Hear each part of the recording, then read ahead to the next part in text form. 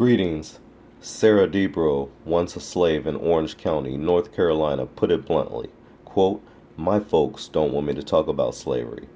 They shame niggers ever was slaves," unquote. Sarah's folks are not alone in their embarrassment. Many Americans, white and black, prefer to overlook Sarah's role in that period of United States history. After all, we aren't the ones to blame for her enslavement. Why bring it up now? Why talk about slavery? The answer is Sarah. To ignore her life under slavery is to ignore black pioneering in the United States and, in effect, to deny Sarah's humanity as it was denied in slavery time. That is why Sarah must be allowed to speak for herself. That's why it's important to talk about slavery. Her very existence mocked the validity of a government that guaranteed liberty and justice for the nation's people. Greetings, my YouTube friends. This is Guru Too Cool bringing you the People's Connection. Thank you very much for joining. Today's topic is going to be about a book that I just finished reading called My Folks Don't Want Me to Talk About Slavery. It's a really important read because it comes from the perspective of actual slaves who actually experienced slavery. And during the 1930s, during the Great Depression, a government agency set out to document the real life stories of actual slaves who were still alive. They knew that time was of the essence because time was running out. These people were actually dying off during this time frame.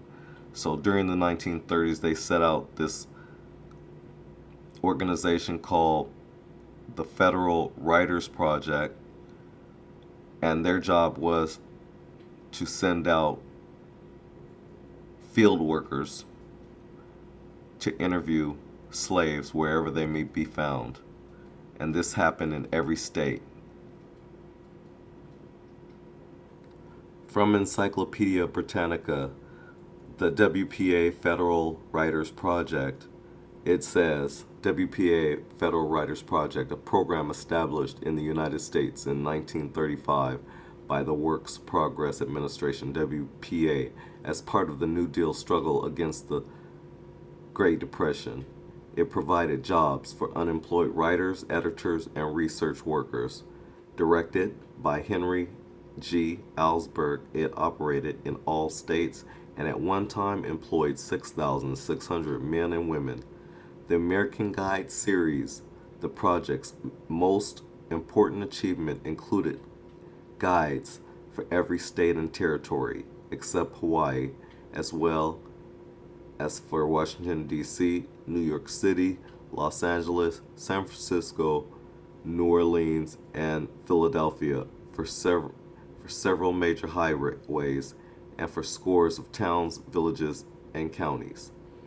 The state guides, encyclopedic in scope, combined travel information with essays on geography, architecture, history, and commerce.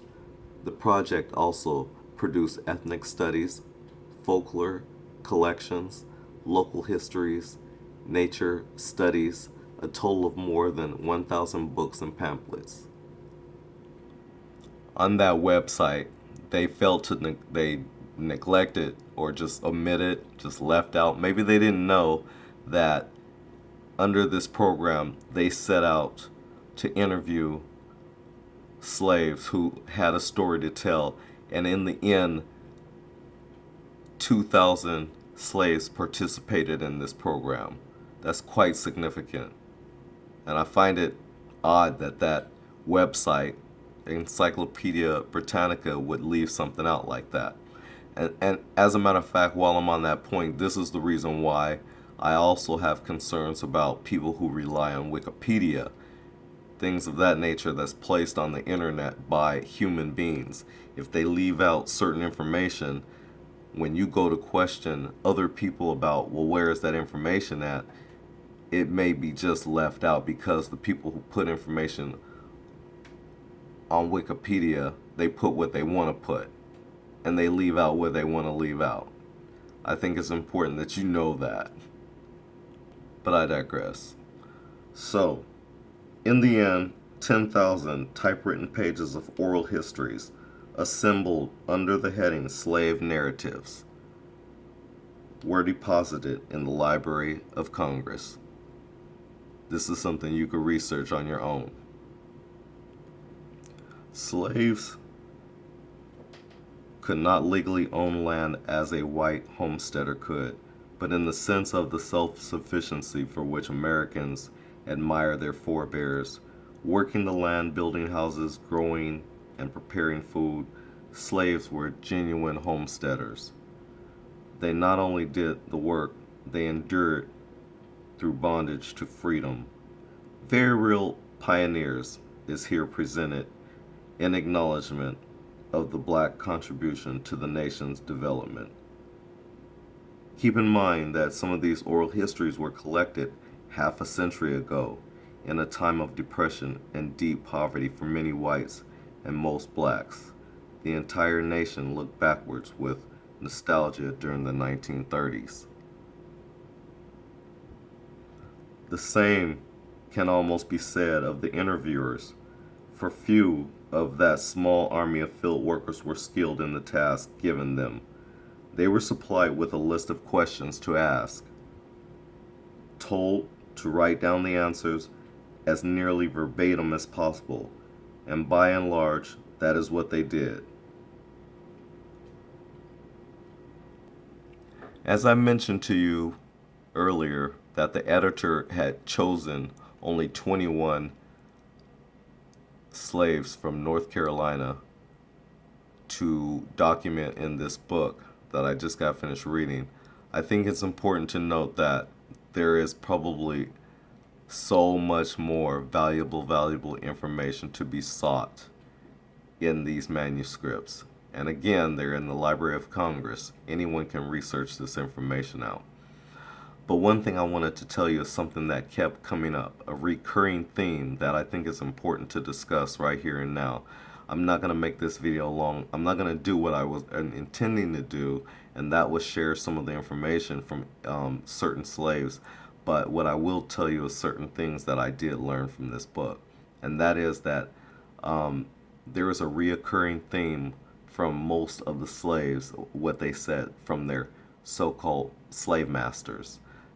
First of all, they referred to him as Marster, M-A-R-S-T-E-R. They didn't say the word master, M-A-S-T-E-R. I don't know uh, what that's about, but nonetheless, anyways, uh, I just thought it was really sad that in most every single case, every single slave mentioned how horrible it was, the beatings that they would get, if not even killed, for picking up a book to learn to read and write.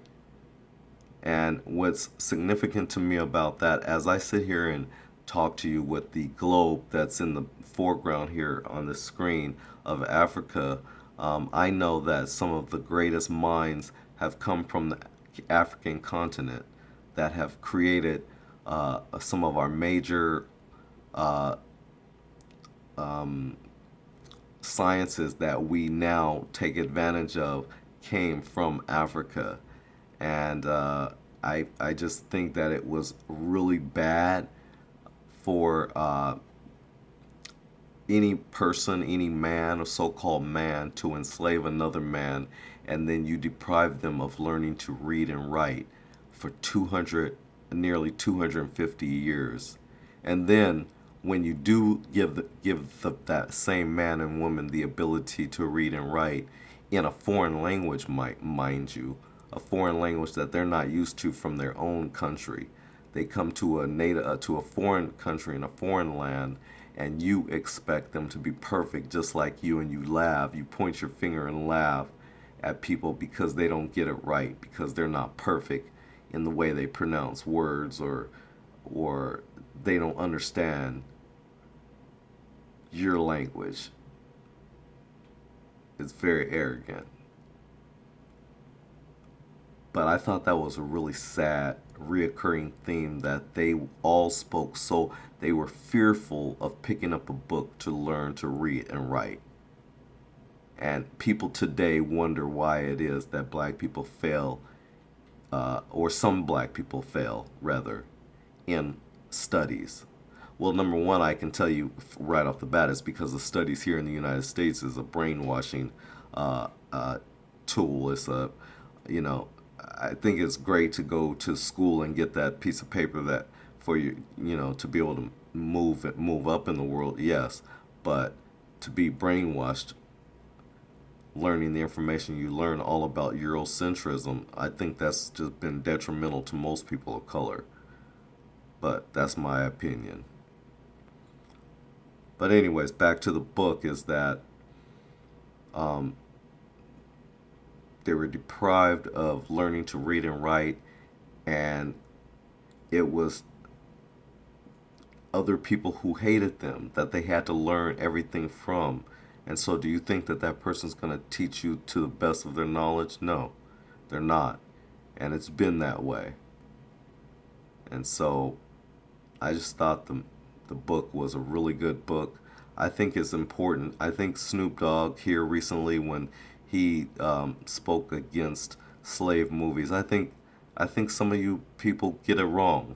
I really do. After reading these stories of some of these slaves, I really feel you got it wrong because in essence, like the book even pointed out, is you're denying them their humanity.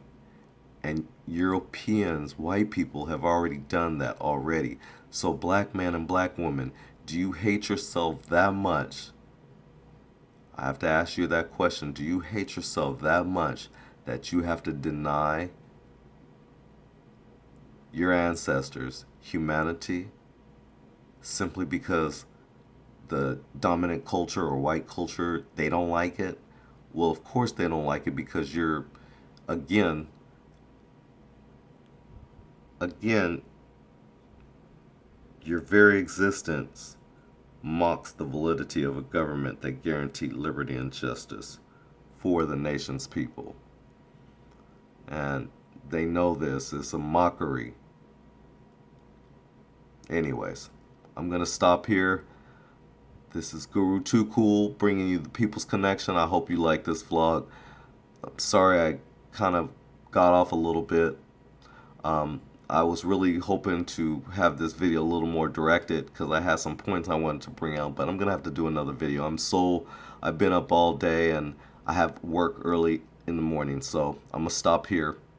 Thanks for joining. This is Guru Too Cool bringing you the People's Connection. Peace out. Peace.